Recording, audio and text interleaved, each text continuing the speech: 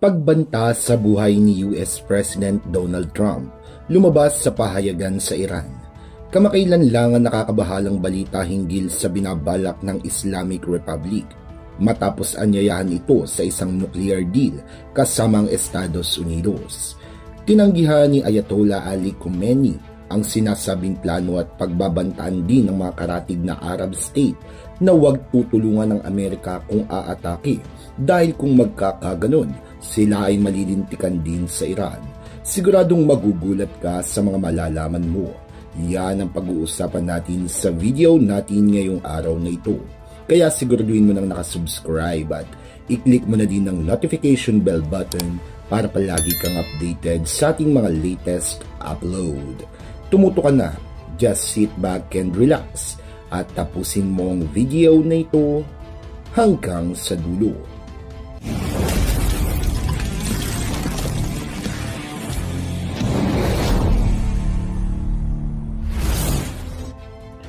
Dahil sa walang tiwala ang US sa Iran at wala din naman tiwala ang Iran sa US, mabubulilyaso ang kasunduan at ang magiging katapusan ay malaking digmaan na kasasangkutan ng buong daigdig.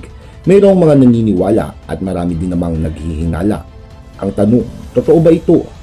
Pagdating sa tinatawag na nuclear deal ng Estados Unidos at ng Iran, ay dati na itong pinagtatalunan ng dalawang bansa. Pero kung nais mo malaman ang punot dulo ng kasunduan, ay kailangan magbalik noong mga taong 1950s sa mga panahong tinulungan ng Amerika na gumawa ng kakayahang nukleyar ang Iran sa ilalim ng pamunuan ng dinastiya ni Shah Pahlavi. Pero lahat ay nagbago nung umupo sa pwesto si Ayatollah Ruhollah Khomeini taong 1979. Maraming nagbago sa bansa. Pero ang mga advanced technology mula sa Amerika ay napasakamay ng bagong administrasyon at naging isang malaking peligro sa mga taga-kanluranin.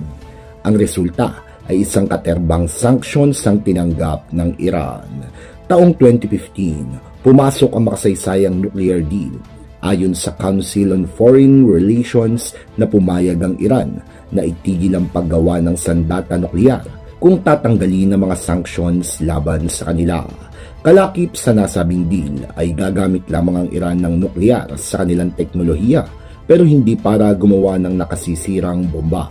Kapalit nito ay tulong pinansyal at ang pagbukas ng bansa sa kalakal. Sa mga sumunod na taon, nagpatuloy ang Iran sa pagpapagawa ng mga gusali gamit ang uranium enrichment o planta na nagpupuro sa elemento ng uranium, paggawaan ng mga parte na gamit sa mga ICBM na nagkakarga ng sandata nukleyar at mga delivery systems nito. Bagamat hindi pa nakagawa ng nuclear weapon ng Iran, napuna ng Amerika na tila naghahanda ito. Matapos ang 3 taon noong 2018, pag-upo ni Trump sa pagka-presidente, tumiwalag ang Estados Unidos sa nuclear deal at itinuloy ang mga sanctions laban sa Iran. Nag-akusa ang magkabilang panig na ang kabila ay hindi sumusunod sa kanilang kasunduan. Kaya naman ngayong 2025, sa pamunuan muli ni Donald Trump, mas mainit ang usapan hinggil sa paggawa ng Iran ng sandata nukleyar. Noong isang taon, pinaniniwalaang umabot na ng mga 85% pure ang kinakailangang uranium. Pag umabot ito ng mga 90% ay pwede na itong magamit sa nuclear warheads. Ito ang ikinababahala ng Amerika, kaya nagsulong ulit ng bagong nuclear deal na halos kapareho din naman ng mga nauna. Pero ang alok ay may kasamang pananakot. Binalita sa Reuters bago matapos ang buwan ng Marso na pinagbabantaan ni Trump ang Iran na kung hindi ito makikipagkasundo sa bagong nuclear deal ay bobombahin nito ang buong Islamic Republic. Nakarating sa pamunuan ng Iran ang banta laban sa kanila. Noong unay tahimik lang si Ali Khamenei. Makalaunan, nagbanta din ng Iran pero hindi laban sa bansang Amerika. Ang banta ay sa buhay mismo ni US President Donald Trump. Kaya naman matapos ang ilang araw, 5 ng Abril, ang banta laban sa buhay ni Trump ay lumabas sa pahayagan ng Kayhan newspaper. Ito ang aprobadong tagapagbalita ng Islamic Republic. Ipinakita din sa X ang pahayag sa wikang Farsi at sinabi, and I quote, "His way out of line any day now, in revenge for the blood of martyr Soleimani." A few bullets are going to be fired into that empty skull office and he'll be drinking from the chalice of a cursed death. End of quote. Kumalat din ng banta sa iba pang pahayagan katulad ng Times of India at sinabi nga na ipinapapatay ni Khomeini si Trump. Ayon sa balita, ilang araw na lang ay ilang bala ng baril ang bubutas sa walang lamang bungo ni Trump bilang higanti sa pagpapatay sa martirang na general na si Soleimani noong taong 2020. Sa WWBL News, inulat na hinihikayat na barilin si Trump sa kanyang empty skull o sa kanyang ulo. Ang nakakabahalang banta ay hindi na rin bago sa tenga ni Trump dahil nga may mga nagtangka sa buhay ng Pangulo nung ito'y kumakandidato pa lamang. Lumabas sa investigasyon na may kinalaman dito ang Iran. Kung matatandaan, buwan ng Pebrero 2025, sinabi sa Sydney Morning Herald na inabisuhan ni Trump ang kanyang mga advisors na burahin sa mapa ang Iran kung siya ay ipapapatay nito. Sinabi pa noong buwan ng Nobyembre 2024 na pinaghihinalang sangkot ng Iran sa plan to assassinate sa kandidato na nooy si Donald Trump. Kaya ang banta sa buhay ni Trump ay hindi na bago para sa kanya. Pero ang banta na bullet sa ulo ni Trump kamakailan lang ay nagdulot ng gulo pati sa Iran. Ikapito ng Abril. Sa Hindustan Times, iniulat na may gulo sa Iran dahil sa pagbanta ni Khomeini sa buhay ni Trump. Dahil raw ang banta sa buhay ng presidente ay baka gawing rason para sila ay tuluyang bombahin at burahin sa mapa at maraming Kristiyano madadamay.